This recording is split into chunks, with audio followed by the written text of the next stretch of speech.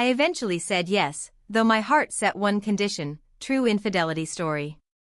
What happens when the person you trusted most becomes the one who shatters your entire world? Claire Morrison had always believed in forever. She believed in the sanctity of marriage vows, in the power of commitment, in the idea that love could conquer anything if two people just tried hard enough. For 7 years, she wore her wedding ring with pride, never once doubting the man who had placed it on her finger. Daniel was her best friend, her partner, her safe place in a chaotic world.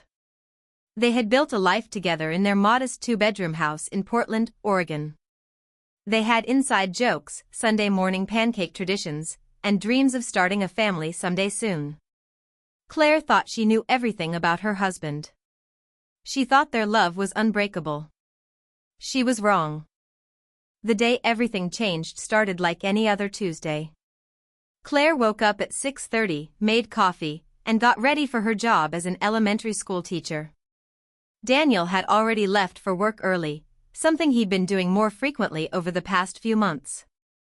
She remembered kissing him goodbye the night before, remembered how distracted he seemed, how his phone kept buzzing with notifications he quickly silenced. At the time, she'd brushed it off. He was stressed about a big project at the marketing firm where he worked. Or at least, that's what he told her.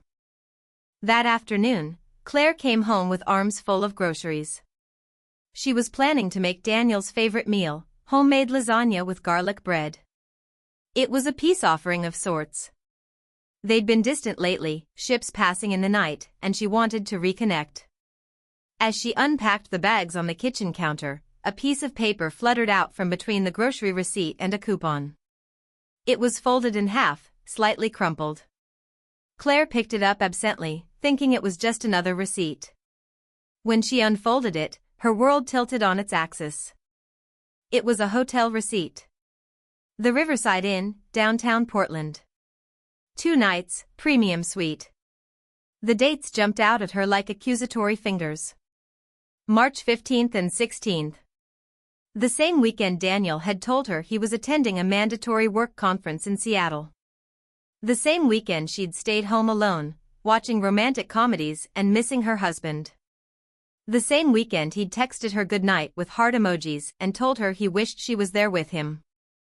Claire's hands began to shake. The paper trembled between her fingers. There had to be an explanation. Maybe it was an old receipt from before they were married. Maybe it was for a surprise anniversary trip he was planning. Maybe it belonged to someone else entirely and had somehow gotten mixed up with their things. Her mind raced through possibilities, each one more desperate than the last. But deep in her gut, in that terrible place where intuition lives, she knew. She knew. She stood in that kitchen for 20 minutes, just staring at the receipt. The groceries sat forgotten on the counter. The butter began to soften. The ice cream started to melt. Claire couldn't move. She felt like she was watching herself from outside her body, observing a woman whose life was quietly imploding while the refrigerator hummed its normal tune and the neighbor's dog barked in the backyard. Everything was exactly the same as it had been an hour ago, except everything had fundamentally changed. When Daniel came home that evening at 6:15, Claire was sitting at the dining table with the receipt placed carefully in front of her. She'd spent the past 2 hours there, motionless, barely breathing. She heard his key in the lock, heard him call out his usual cheerful greeting. "Hey babe, I'm home. Something smells good, oh." His voice died when he saw her face. When he saw the piece of paper on the table between them. The color drained from Daniel's face. For a moment, he just stood there in the doorway, his messenger bag sliding off his shoulder and hitting the floor with a thud. Claire watched him, watched the recognition and panic flash across his features. She said nothing. She just waited. If he lied right now, if he tried to make up some story, she didn't know what she would do. "Claire." His voice came out as barely a whisper. "Claire, I can explain." Those 4 words. The oldest cliché in the book. The phrase that every betrayed partner has heard throughout history. Claire felt something cold and hard settle in her chest. Then explain, she said. Her voice didn't sound like her own. It sounded flat, emotionless, dead. Daniel moved slowly to the chair across from her and sat down. He looked at the receipt but didn't touch it. His hands were shaking. Claire noticed he was wearing the watch she'd given him for their 5th anniversary. The irony wasn't lost on her. I've been seeing someone, he said finally. The words hung in the air like poison. Her name is Rebecca. She works in my department. It started 6 months ago. 6 months. Half a year. While Claire had been teaching her 2nd graders, planning their anniversary dinner, talking about baby names, her husband had been living a double life. 6 months of lies, of deception, of coming home and kissing her hello with the same mouth that had kissed another woman. Claire felt bile rise in her throat. How long were you going to let this continue? She asked. Her voice was still eerily calm. She almost didn't recognize herself. Where was the screaming? Where were the tears? They would come later, she knew. Right now, she was in survival mode, numb and analytical. Daniel's face crumpled. Tears started streaming down his cheeks. I don't know. I'm so sorry, Claire. I'm so sorry. I never meant for this to happen. It just spiraled out of control and I didn't know how to stop it. You didn't know how to stop it? Claire's voice finally rose, anger breaking through the numbness. You just stop, Daniel. You stop texting her. You stop meeting her. You stop lying to your wife. It's actually incredibly simple. You're right. You're absolutely right. Daniel reached across the table toward her, but Claire pulled her hands back, placing them in her lap. The rejection made him flinch. I ended it. I swear to you, I ended it. The night you found out, I called Rebecca and told her it was over. I chose you. I choose you. You chose me? Claire laughed, but it was a bitter, broken sound. You didn't choose me 6 months ago. You didn't choose me every single day when you woke up and decided to continue this affair. You didn't choose me when you looked me in the eye and lied about where you were going. Don't you dare act like ending it now is some noble sacrifice. Daniel's shoulders shook with sobs. What can I do? Please, Claire. Tell me what to do. I'll do anything. I can't lose you. I can't lose us. Claire stood up abruptly, her chair scraping loudly against the hardwood floor. I need you to leave. Tonight. Pack a bag and go stay somewhere else. I can't even look at you right now. Claire, please. Leave. The word came out as a scream, raw and anguished. 7 years of trust, of love, of partnership, shattered in one terrible moment. Get out of my house. Daniel stood on shaking legs. He looked like he wanted to say something else, to fight back, to beg. But maybe he saw something in Claire's eyes that stopped him. Maybe he finally understood the magnitude of what he'd destroyed. He walked slowly to their bedroom, and Claire heard him opening drawers, the sound of a zipper. 15 minutes later, he emerged with a duffel bag, his eyes red and swollen. At the front door, he turned back one last time. I love you, Claire. I know I have no right to say that anymore, but I do. I love you more than anything in this world. Claire stood in the hallway, arms wrapped around herself. If this is what your love looks like, I don't want it.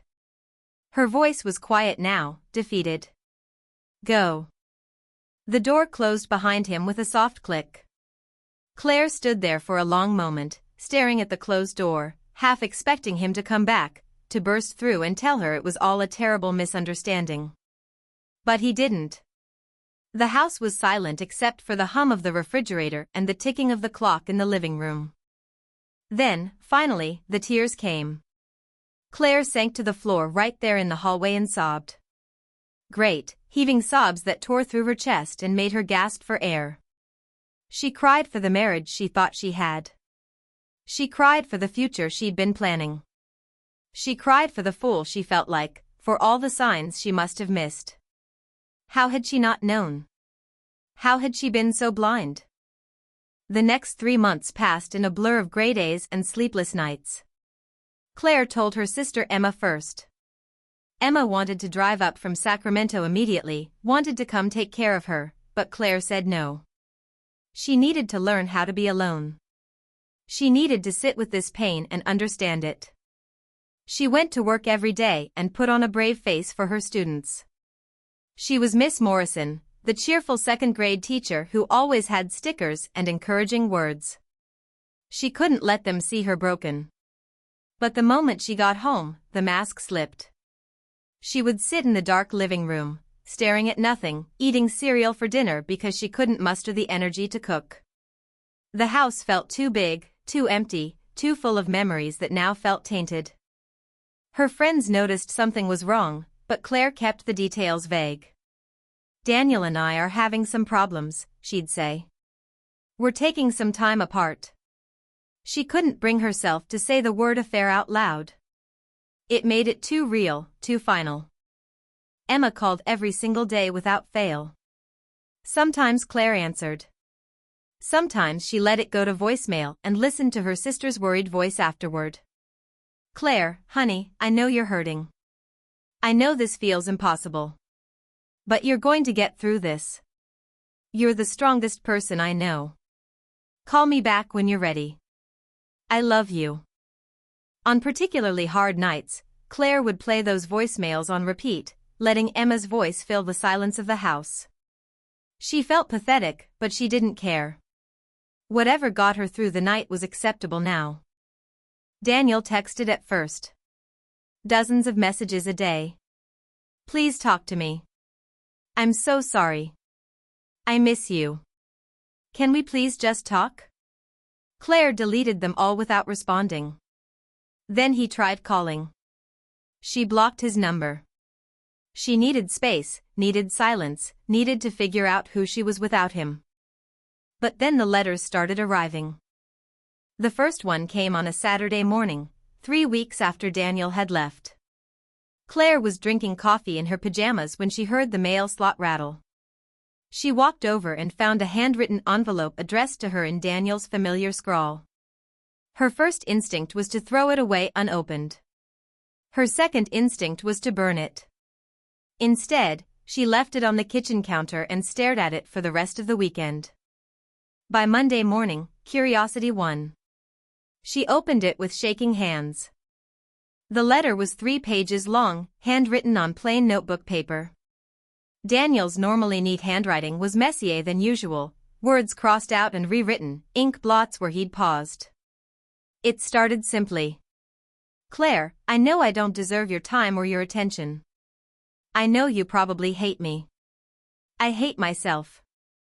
But I need you to know some things, even if you never speak to me again."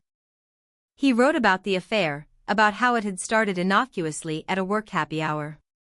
How Rebecca had laughed at his jokes and made him feel seen in a way he hadn't felt in years. He didn't make excuses, at least, he tried not to. He acknowledged that he could have shut it down, should have shut it down. He wrote about the guilt that ate at him every single day, how he'd lie next to Claire at night and feel like the worst person in the world. He wrote about ending it, about Rebecca's anger, about the relief he felt even as his marriage crumbled. Claire read the letter 3 times, tears streaming down her face. Part of her appreciated the honesty, the rawness of his words. Another part of her was furious that he thought a letter could fix what he'd broken. She threw it in the trash. Then, an hour later, she pulled it out and read it again. The letters kept coming. Every week, like clockwork, a new envelope would arrive. Daniel didn't ask her to respond. He didn't pressure her to take him back. He just wrote. He wrote about his childhood, about how his own father had had an affair when Daniel was 12, how it had destroyed his parents' marriage and left scars he'd never properly dealt with. He wrote about therapy he'd started attending, about the things he was learning about himself. He wrote about patterns of self-sabotage and fear of intimacy. He wrote about shame and regret. Claire threw some letters away without reading them. Others she read immediately, hungrily, as if searching for answers in his messy handwriting. One letter in particular stuck with her. In it, Daniel wrote about a conversation with his therapist about worthiness. Dr. Chen asked me if I felt like I deserved happiness, he wrote. And I realized I've never really believed I did. Some part of me has always been waiting for the other shoe to drop, for Claire to realize she could do better. So I sabotaged it before she could leave me. I destroyed the best thing in my life because I was terrified of losing it. How's that for irony? Reading that, Claire felt something shift slightly in her chest. Not forgiveness, not yet. But maybe the tiniest crack in the wall of anger she'd built around her heart. She understood fear. She understood self-sabotage. She'd spent years being the perfect wife, the perfect teacher, the perfect daughter, terrified that if she slipped up even a little, people would see she was a fraud. 4 months after Daniel left, Claire finally told Emma the whole truth. They were on the phone, and Emma was gently pressing her about when she might be ready to start dating again. I don't think I can trust anyone, Claire admitted. Daniel cheated. He had an affair for 6 months and I had no idea. How am I supposed to trust my own judgment ever again? The silence on the other end of the line was deafening. Then Emma's voice came through, tight with controlled fury. That son of a, I'm going to kill him. I'm going to drive up there and kill him with my bare hands. Despite everything, Claire laughed. It felt good to laugh, to share this burden with someone who loved her unconditionally. They talked for 2 hours that night, Emma listening as Claire finally let it all out, the pain, the betrayal, the confusion, the tiny part of her that still missed her husband despite everything. Do you think you'll ever take him back? Emma asked carefully, toward the end of the conversation. Claire was quiet for a long time. I don't know, she said finally. Part of me wants to. Part of me misses what we had. But I don't know if I can ever look at him the same way again. I don't know if that kind of trust can be rebuilt. The next letter from Daniel arrived 2 days later. This one was different. Instead of his usual soul-searching confessions, he made a simple request. Claire, I know I have no right to ask anything of you. But if you're willing, I'd like to meet for coffee. Just once. Just to talk face to face. You don't have to decide anything or promise anything. I just want to see you. I miss your face. I miss your voice. But only if you're ready. I'll wait as long as it takes. Claire read the letter 5 times. Then she put it in the drawer with all the others, the ones she'd kept anyway. There were 17 in total. 17 weeks of letters, of Daniel pouring his heart out onto paper. For 17 weeks, he'd shown up consistently, not demanding anything, just being present in the only way she'd allowed. Maybe it was time to hear what he had to say. Claire picked up her phone and stared at it for 10 minutes before finally typing out a text to Daniel's number. She'd unblocked it a week ago, though she hadn't told anyone, not even Emma. Okay, she wrote. Coffee. Saturday at 10. The cafe on Morrison Street. Don't be late. His response came within seconds. Thank you. I'll be there. Thank you for giving me this chance. Saturday morning arrived with unseasonably warm weather for Portland in late summer. Claire changed her outfit 3 times before settling on jeans and a simple blue sweater, Daniel's favorite color on her, though she told herself that wasn't why she chose it. She arrived at the cafe 10 minutes early and ordered a chamomile tea, her hands too shaky for coffee. She chose a table in the corner, positioned so she could see the door. At exactly 10 o'clock, Daniel walked in. Claire's breath caught in her throat. He looked different. He'd lost weight, maybe 15 or 20 pounds. There were shadows under his eyes that hadn't been there before, and his hair was longer, a bit unkempt. He wore the green flannel shirt she'd bought him for his birthday. When his eyes found hers across the cafe, his entire face transformed with an expression of such raw hope and fear that Claire had to look away. He walked over slowly, as if afraid sudden movement might spook her. Claire. Just her name, said like a prayer. He stood beside the empty chair across from her, waiting for permission to sit. She nodded, not trusting her voice yet. They sat in silence for a long moment. Daniel's hands were clasped tightly together on the table, knuckles white. Claire noticed he was still wearing his wedding ring. She'd taken hers off 2 months ago, and it now sat in a jewelry box on her dresser, a question she wasn't ready to answer. "Thank you for meeting me," Daniel said finally. His voice was hoarse, rough with emotion. "I know how hard this must be." "I read your letters," Claire said. The words came out stronger than she expected. "All of them." Something flickered across Daniel's face, surprise, hope, fear. "Did they? I mean, I didn't write them to manipulate you or to try to win you back. I just needed you to know the truth. All of it." "I know." And she did. The letters had been too raw, too vulnerable, too self-aware to be manipulation. They'd been confession, plain and simple. A man trying to understand himself and hoping the woman he'd hurt might understand too. "How have you been?" Daniel asked. "Are you okay?" "I mean, I know you're not okay, but," he stopped, shaking his head. "Sorry. I don't know what to say." "I'm surviving," Claire said simply. "Some days are better than others. I've been doing a lot of thinking. A lot of therapy of my own, actually." Daniel's eyebrows rose. "Yeah?" Claire nodded. "Dr. Martinez. She specializes in infidelity and relationship trauma. She's been helping me process everything. Helping me understand my own role in our marriage breaking down." "Your role?" Daniel's voice rose slightly, drawing looks from other patrons.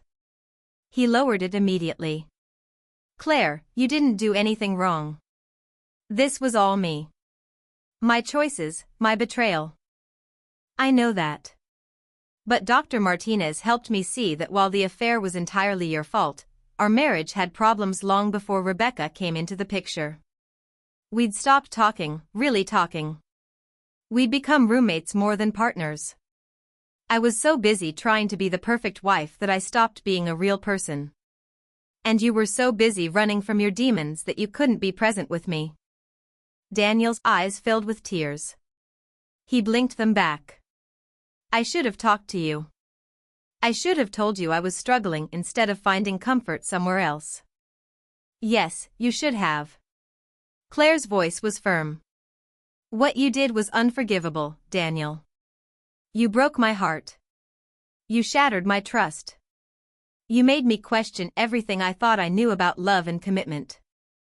Daniel nodded, tears now flowing freely down his face. "I know. I'm so sorry. I will never forgive myself for hurting you." Claire took a shaky breath, steeling herself for what she was about to say next. This was the moment. The decision she'd been wrestling with for weeks. "But I don't want to live in anger anymore. It's exhausting, and it's eating me alive. So I've decided I'm willing to try." Daniel's head snapped up. "Try what?" "Try to forgive you. Try to see if we can rebuild what we had." She held up a hand as hope bloomed across his face. "But I have conditions. Non-negotiable conditions. If you can't agree to all of them, or if you break even one, we're done. Forever. No more chances." "Anything," Daniel breathed. "Whatever you need." Claire pulled out her phone and opened her notes app. She'd written this down, practiced it, refined it with Dr. Martinez's help. She needed to be clear, to leave no room for misinterpretation. First, couples therapy. Weekly sessions with Dr. Martinez. We both commit to doing the work, being honest, and following through on any homework or exercises she gives us. Absolutely. Yes. Second, complete transparency. I need access to your phone, your email, your social media.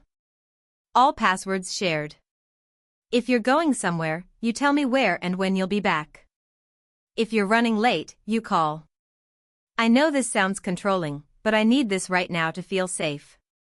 Daniel didn't even hesitate. Done. You can check anything, anytime. I have nothing to hide anymore.